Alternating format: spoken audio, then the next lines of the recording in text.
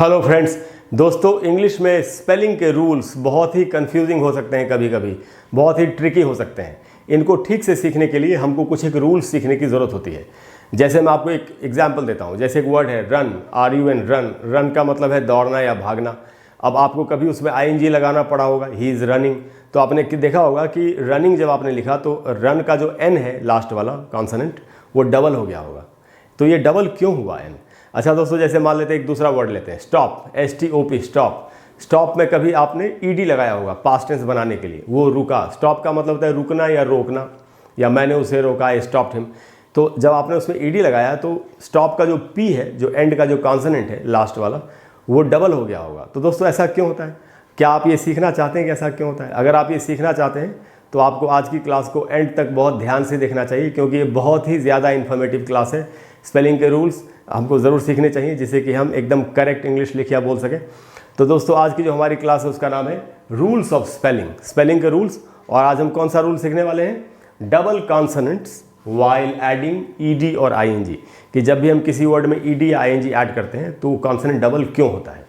यानी कि रनिंग में N डबल क्यों हुआ और स्टॉप में P डबल क्यों हुआ, ये हम सीखेंगे। ED या ING ऐड करेंगे तो लास्ट का कॉन्सोनेंट डबल क्यों होता है, ये सीखने वाले हैं। अच्छा दोस्तों, ये तब होगा जब उस वर्ड का पैटर्न ऐसा हो, एंड में लास्ट के जो 3 लेटर्स हैं, किसी भी वर्ड के जो लास्ट के 3 लेटर्स हैं, उनमें से उनका पैटर्न कैसा होना चाहिए? Consonant, vowel, consonant. यानी जो सबसे एकदम जो आखिर में जो लेटर है वो कॉन्सोनेंट होगा, उसके पहले एक वावल होगा और फिर उसके पहले भी एक कॉन्सोनेंट होगा। हमको इसी पैटर्न को फॉलो करना है, कॉन्सोनेंट वावल कॉन्सोनेंट पैटर्न। कैसे? जैसे एक छोटे से एग्जांपल से बताता हूँ। जैसे कोई सा भी वर्ड ले लेते हैं, जैसे ये स्किप, इसमें लास्ट में कॉन्सोनेंट है, फिर वावल है, फिर कॉन्सोनेंट है। आप समझिए, कॉन्सोनेंट वावल कॉन्सोनेंट। ऐसे ही वर्ड्स में लास्ट वाला कॉन्सोनेंट डबल होता है, लेकिन कब, ये हमको सीखना चाहिए। तो दोस्तों पैटर्न हम समझ गए, कॉन्सोनेंट वावल कॉन्सोनेंट। और अगर वर्ड 1 सिलेबल वर्ड है, अगर कोई, जितने भी 1 सिलेबल वर्ड्स हैं उनमें अगर ये पैटर्न है कॉन्सोनेंट वावल कॉन्सोनेंट का, तब जब हम इसमें ED या ING ऐड करते हैं तो लास्ट वाला कॉन्सोनेंट डबल होता है। ये रूल है। तो 1 सिलेबल वर्ड्स क्या होते हैं? सिलेबल स्ट्रेस, 1 सिलेबल क्या होता है, सिलेबल स्ट्रेस क्या होता है, ये आपको पता होना चाहिए। मेरे कुछ एक वीडियोज़ हैं सिलेबल्स के ऊपर या सिलेबल स्ट्रेस के ऊपर कि ये क्या होते हैं। अगर आप वो वीडियोज़ देखना चाहते हैं तो आपको मेरे चैनल पर एक प्लेलिस्ट है जिसका नाम है लर्न इंग्लिश प्रोनाउंसिएशन, उच्चारण सीखें। उस प्लेलिस्ट में जाके आप सिलेबल को सीख सकते हैं कि सिलेबल क्या होता है, और सिलेबल के ऊपर जो स्ट्रेस पड़ता है वर्ड में वो क्या होता है, वो आप आसानी से सीख सकते हैं। फिलहाल के लिए मैं आपको बता देता हूँ कि सिलेबल क्या होता है और सिलेबल स्ट्रेस क्या होता है, क्योंकि जो दूसरा रूल है वो सिलेबल स्ट्रेस के ऊपर है। तो दोस्तों सिलेबल क्या होता है? सिलेबल होता है जैसे कोई भी वर्ड है, उस वर्ड को हम कई हिस्सों में बांट सकते हैं। तो जो एक हिस्सा होगा उसको सिलेबल कहते हैं। लेकिन सिलेबल में क्या होना चाहिए? किसी भी सिलेबल में एक वावल और 2 या 2 से ज़्यादा कॉन्सोनेंट्स होने चाहिए। जैसे यही वर्ड अगर हम लें तो इसमें एक वावल है, यानी वावल है I, और इसमें 3 कॉन्सोनेंट है S, K एंड P। तो ये एक 1 सिलेबल वर्ड है, इसमें एक ही सिलेबल है। या तो आप ऐसे पहचान सकते हैं सिलेबल को, नहीं तो और भी कुछ तरीके हैं सिलेबल को पहचानने के। जैसे ताली बजाते हैं ना, 1 2 3 4, तो आप ताली बजाएंगे जब ऐसे स्किप, तो आप देखेंगे एक ही ताली में वर्ड खत्म हो गया।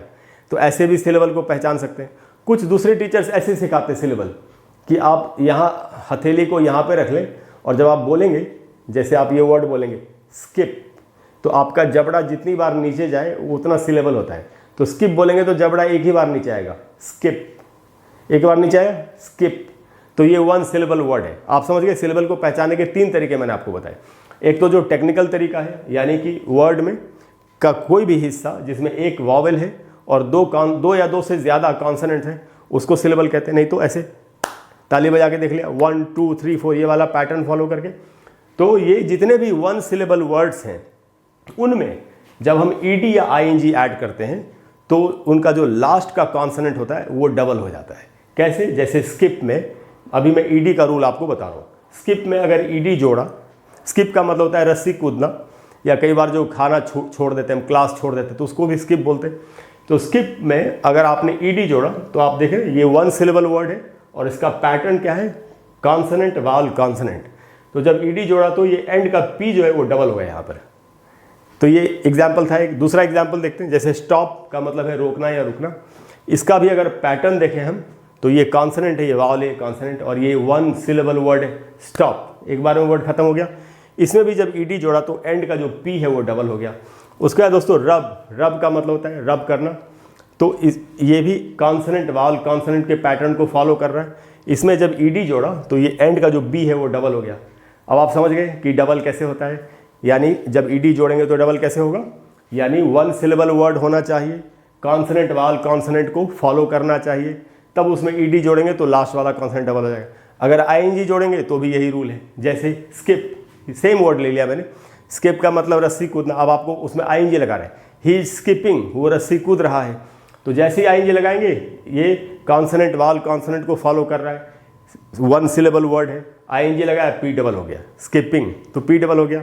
दूसरा एग्जाम्पल लेते हैं, जैसे रन का मतलब दौड़ना है, भागना, कैसे पैटर्न क्या है, कॉन्सोनेंट वावल कॉन्सोनेंट, और ये one syllable run, one syllable word है, आईएनजी लगाएंगे एंड डबल हो गया, running, he is running, she is running. उसके बाद दोस्तों पुट का मतलब है रखना, सेम पैटर्न है, कॉन्सोनेंट वावल कॉन्सोनेंट, ये रहा कॉन्सोनेंट, ये है वावल, ये है consonant, one single syllable word है, पुट वर्ड खत्म हो गया, आईएनजी लगाएंगे टी डबल हो गया, पुटिंग।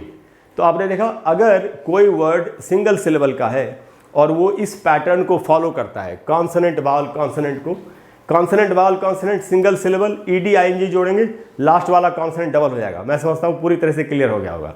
अब हम दोस्तों आते हैं दूसरे रूल पर। दूसरा रूल ये है कि अगर वो वर्ड टू सिलेबल का है, यानी कि एक से ज़्यादा सिलेबल है, दो सिलेबल से, ये अभी वन सिलेबल वर्ड्स के बारे में बताया, अब आपको दूसरे जो टू सिलेबल वर्ड्स होते हैं उनके बारे में बता रहा हूँ। यानी ऐसा वर्ड जिसमें दो सिलेबल्स होंगे तो उनमें क्या रूल है ईडी आईएनजी का, ये हमको सीखना है। तो यहाँ तो इसमें इसको दो हिस्से में बांटते हैं।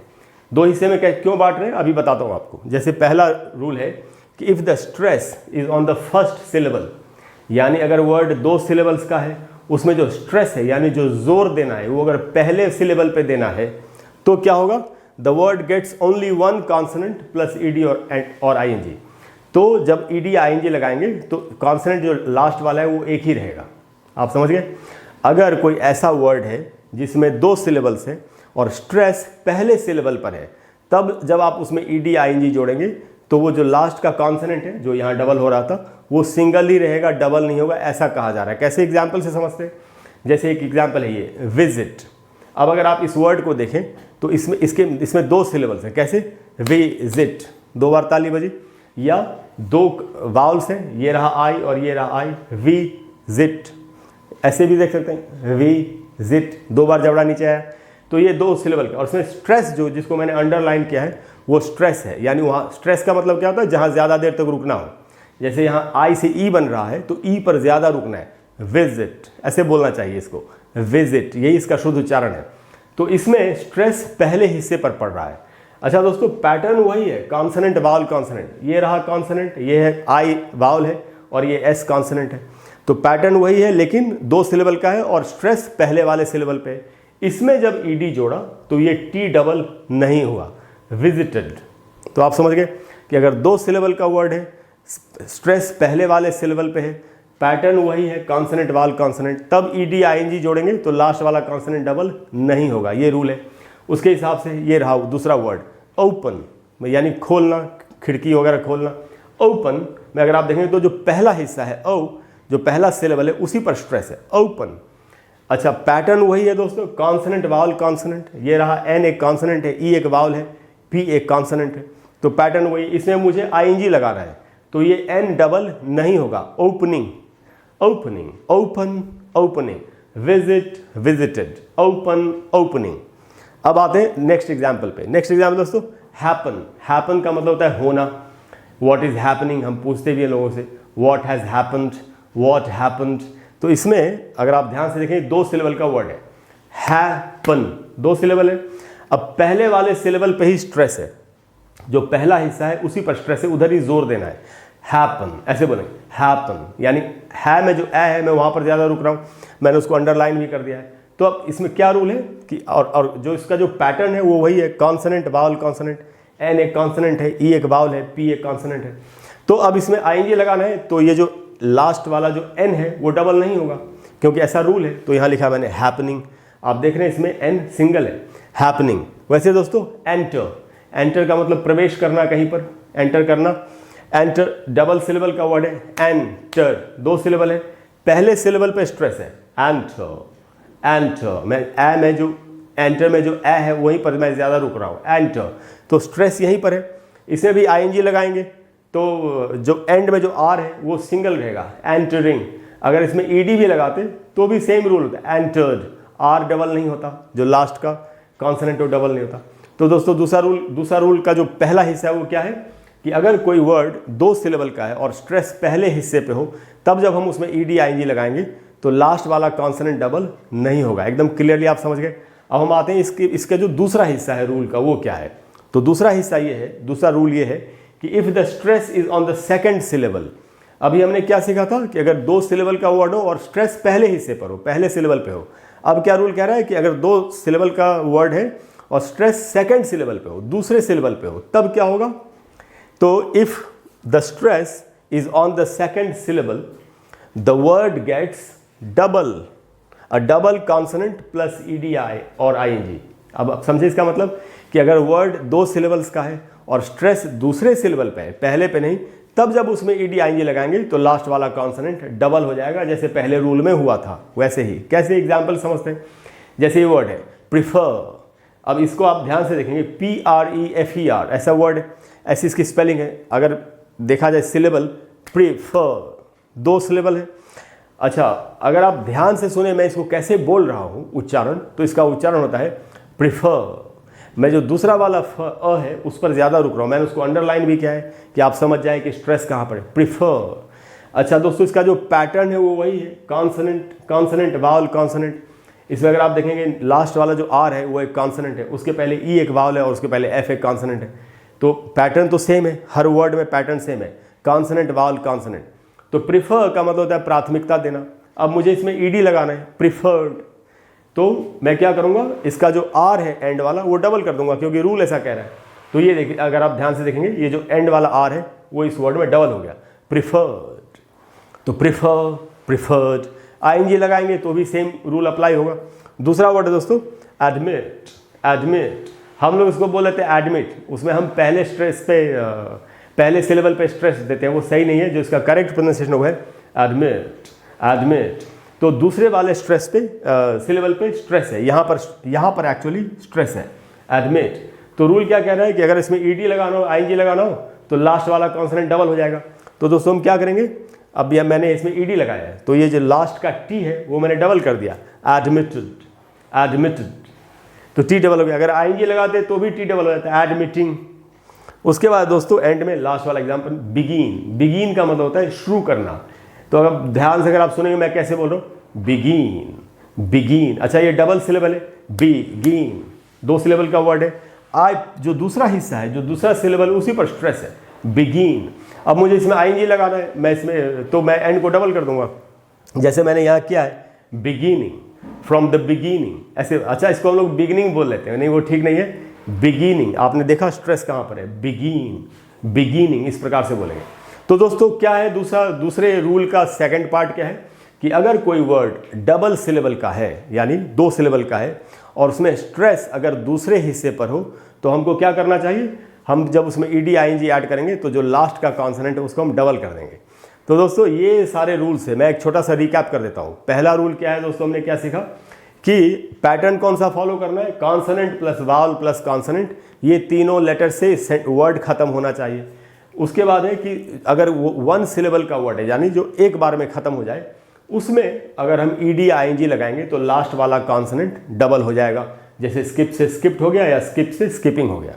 दूसरा रूल जो है वो 2 सिलेबल वर्ड्स के लिए उसके 2 हिस्से हैं। क्या हिस्सा है, क्या रूल्स हैं, वो हिस्से क्या है कि अगर पहला जो हिस्सा है कि अगर वो पहला जो सिलेबल है वर्ड का, उस पर अगर आप स्ट्रेस डाल रहे हैं, तब जब आप उसमें ईडी आईएनजी ऐड करेंगे तो लास्ट वाला कॉन्सोनेंट डबल नहीं होगा। और दूसरा हिस्सा क्या है उस रूल का कि अगर दूसरे हिस्से पे स्ट्रेस है, दूसरे सिलेबल पर स्ट्रेस है, तब जब हम उसमें ईडी आईएनजी ऐड करेंगे तो लास्ट वाला कॉन्सोनेंट डबल हो जाएगा। तो दोस्तों ये रूल्स थे, मुझे उम्मीद है कि इनको सीखने के बाद अब आप आगे कभी भी ऐसी स्पेलिंग की मिस्टेक आपसे नहीं होगी और आपके लिए इंग्लिश में लिखना बोलना बहुत ही आसान हो जाएगा। दोस्तों अगर आपको आज की क्लास अच्छी लगी हो तो प्लीज़ वीडियो को लाइक करें और शेयर करें। दोस्तों फ्रेंड्स के साथ शेयर ज़रूर करें, क्योंकि मैं चाहता हूँ कि सबको इसका फ़ायदा हो, और चैनल को आपको सब्सक्राइब आप कर सकते हैं।